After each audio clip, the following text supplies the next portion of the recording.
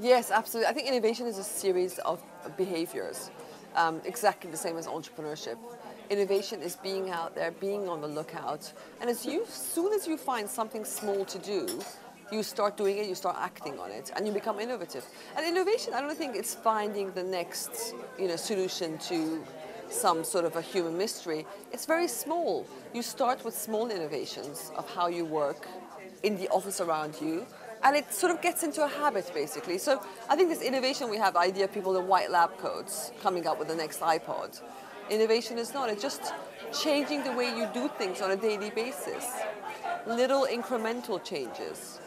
But that's, once you start doing little incremental changes, once you start questioning, why do we do this? Is there a better way? If I look at it from this point of view, that you then become innovative, and then it almost becomes this sort of energy around you, this web. And the more innovative you are, the more ideas you get exposed to, and the more empowered you become.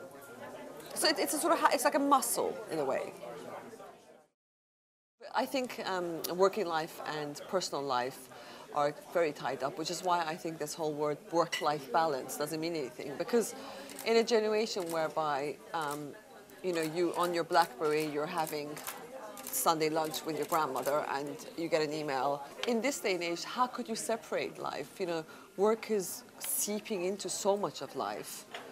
People answer work emails on their way to work. This whole idea that only you turn up to work and work. So I think that's made it very much meaningless. And therefore, you've got to be much more engaged in what you do and love it, because you can't help it. It seeps into your life. So you might as well use the other side of the coin and let your life seep into your work as well.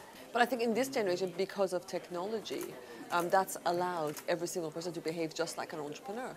And to be honest with you, companies need that, because no company is going to survive with these people acting like corporate robots. A company doesn't need a corporate robot, or used to need it, but it doesn't, because they need people to be awake and innovative and come up with new ideas and try new things and be alive in what they do. Otherwise, the company stays behind and you become a sort of dinosaur. Switched On is essentially about going into work every day being 100% yourself and being alive in what you do, rather than switched off, which means you go there every day essentially for the paycheck. And you're going there because they're paying you, and you do the same thing you did every day. And you follow, this is how we've always done it, I heard this wonderful word in a company I was speaking at, dominant logic. Big companies have dominant logic. This is how we do things. This is how things are done. And being switched off is constantly following that and never challenging that. But in a day where technology changes, our mobile phones every day become redundant, how could the way you used to do things in this company still be valid? And that's what we've got to question, is we're in such a rapidly changing world, for want of a better cliche, that we have to be constantly aware. And the best place to start this awareness is to put yourself in your customer's shoes, in your recipient's shoes, and see, how can I make this different? How can I make this experience better? Yeah, so my book is divided into 8 habits. The first habit, this is the habit for being switched on. So the first habit for being switched on is believe anyone can do it. People often ask themselves, am I creative? And that's such a block. You shouldn't ask yourself, are you creative, are you entrepreneurial? Everyone is. The question you should ask yourself is, how can I unlock the creativity within me? How can I almost awaken the dormant entrepreneur I have within me? Habit 2 is be your own customer. Put yourself in customers' shoes.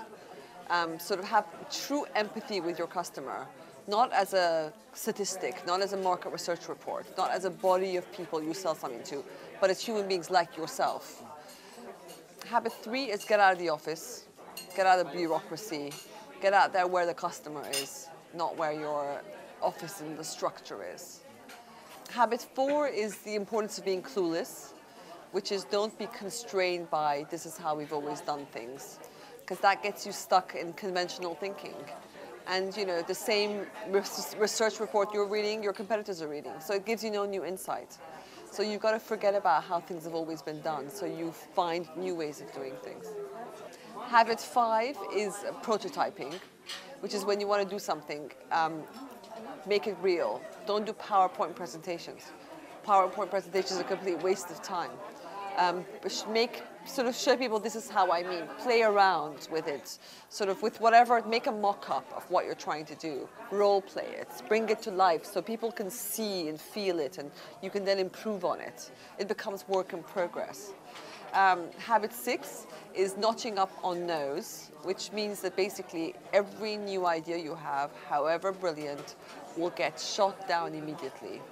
And part of the innovative process is to realize that actually people have a status quo bias, people hate new things, people reject new things, and it's up to you to persist until you get a yes, never to give up, really. Habit 7 is bootstrapping, which is when you've got a good idea, you've got to make it happen. Here we say by hook or by crook. Somehow make 2 + 2 = 5. People complain about not having enough budget, having limited resources. That's good. The more limited your resources, the more creative you become. And the last habit, habit 8, is be 100% yourself. This whole barrier between work and life is completely imaginary. It doesn't exist, and you can bring your head and your heart to work. Even as a robot? Even as a robot. Then you don't become a robot anymore.